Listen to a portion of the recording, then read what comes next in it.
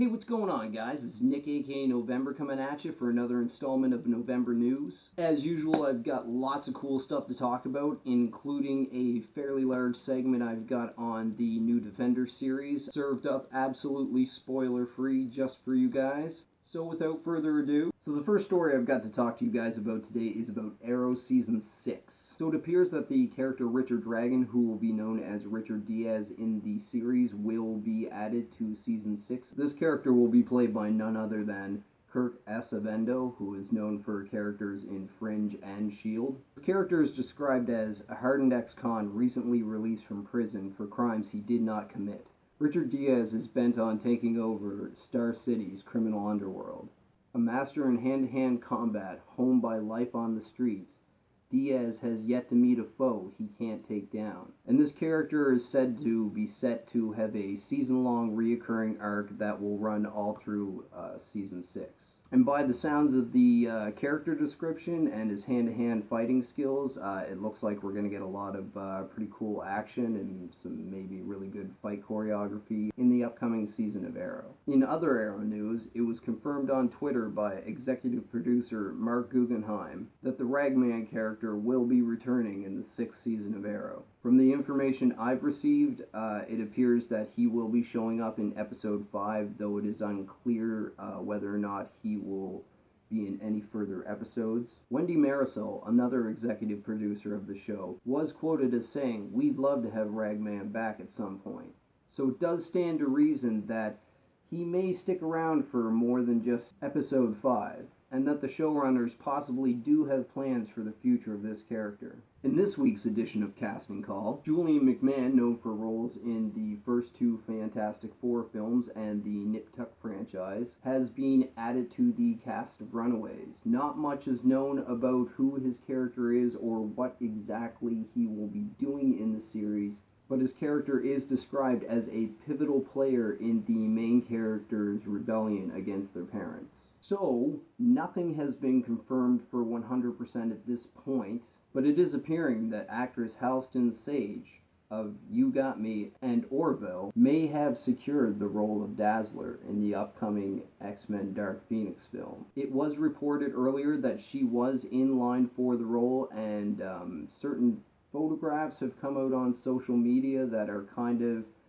hinting towards her being that casting choice, as well as some other photos have come out on social media of her actually out and about with the cast of X-Men Dark Phoenix. So it is kind of looking like it's a pretty good chance that she has landed the Dazzler role, which I find a little disappointing. It kind of crushes my dreams of having my girl T Swift do the role. Next thing I want to talk to you guys about is the upcoming film Glass. It is designed to tie the 2 M. Night Shyamalan films together, Unbreakable and Split. Bruce Willis, Samuel L. Jackson, and James McAvoy all return to reprise roles from the previous films. Now, I know a lot of people may not have their faith in M. Night Shyamalan restored at this point, and I can completely understand why. I, on the other hand, was a huge fan of Unbreakable. I have not seen Split as of yet, but I have read really good reviews, and I have heard really good things from friends. And I really think maybe Shyamalan is, kind of got his groove back. Okay, so for a brief synopsis of what Glass is going to be. Following the conclusion of Split, Glass finds Dunn, Willis's character, pursuing Crumb's superhuman figure of the Beast, James McAvoy, in a series of escalating encounters, while the shadowy presence of Price, Samuel L. Jackson, emerges as an orchestrator who holds secrets critical to both men. It doesn't give a lot of detail of how Elijah will be used in this film. I do believe it kind of stands to reason it might be done in almost like a Silence of the Lamb kind of esque way. And I would really like to point out that Unbreakable really was a homage to comic books by M. Night Shyamalan. And at the end of that movie, Elijah Price describes himself as David Dunn's arch-villain. And in any comic book, given a long enough timeline, a hero will always team up with his arch-villain. So I think we might almost see kind of a teaming up by Dunn and Price.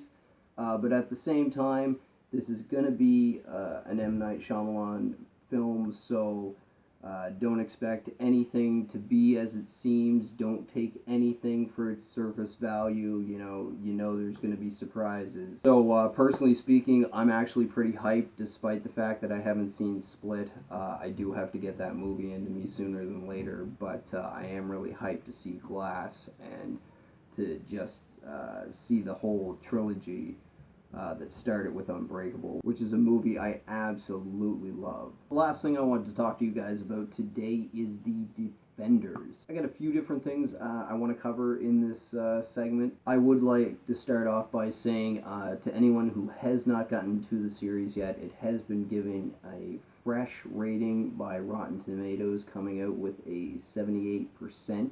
Its critics' consensus said, Marvel's The Defenders further develops well-known characters in an action-packed arc whose payoff packs more than enough punch to offset its flaws. I did find an early Defenders review on comicbook.com based on the first 4 episodes that critics were allowed to view. It provides an overview to fans as to why The Defenders works and why you should watch it. Number 1, it has a well-earned payoff, offering fans more than sufficient payoff for their time and attention. Number 2, mad crossover fun. Meshing these characters together creates fun relationships and interactions. Number 3, a great villain. Sigourney Weaver is perfection as Alexandra. 4 flavors. Defenders is a true blend of the tones of all the series. And number 5, the action is amazing. The next Defenders topic I wanted to talk about is an article I found that was fairly convincing about how the Defenders leads into a possible story arc for Daredevil Season 3. And the story that this article points towards Daredevil Season 3 possibly adapting is the Daredevil comic storyline Born Again. In the comic story Born Again, Matt's identity is sold to the Kingpin. With this knowledge, the Kingpin proceeds to dismantle Matt's life both personally and professionally in any and every way he possibly can. It is actually a really good Daredevil story. It's very emotional for the Matt Murdock character. It would be very, very cool to see it adapted onto the Netflix series. I'm not really going to go into the details of all the little breadcrumbs that lead to this conclusion, because those breadcrumbs have a lot of spoilers in them, and I promise this show will be spoiler free for the Defenders. So I'm not going to actually go into great detail. That being said, if you guys would like to check it out yourself, there is a link in the description of the article I am referring to. So the next thing I want to talk about is some Iron Fist. It is no secret that the Iron Fist series was not well received, and one of the most poorly received things about the series was the not quite up to par fight choreography that was in that show. Iron Fist star Finn Jones has come out to assure and promise fans that this is not the case in the Defenders series. Jones is stated as saying, "By the time of the Defenders, I had been working on the character and training for about 7 months on and off. So by Defenders, I was a lot more well trained than at the beginning of Iron Fist because I had been doing it so long." Admitting of the flaws within his own series, he did go on to say about the Defenders, "I think the choreography is a lot slicker, and I think the way it's been shot and edited is a lot more cohesive. It was a different choreography team, and the way it was shot was a little bit different as well. And I think that definitely helped sell the fight scenes a lot better. And on top of that, I was a lot more used to picking up the choreography and the fluidity of the movements." And the final Defenders thing I want to talk about is also about Iron Fist, and I just want to say that there is a tease of the Iron Fist costume within Defenders. Again, I'm not going to say too much. I'm not going to say when it happens. I'm not even going to say what it is. If you've already watched it and you might have missed it, check out the article in the descriptions. Maybe it will help you discover what you missed. I actually almost missed it myself. So again, I don't want to drop any spoilers, so I don't really want to talk too much about that tease, but I do want to say that it is teased in the Defenders, and that's really exciting for the upcoming Iron Fist Season 2.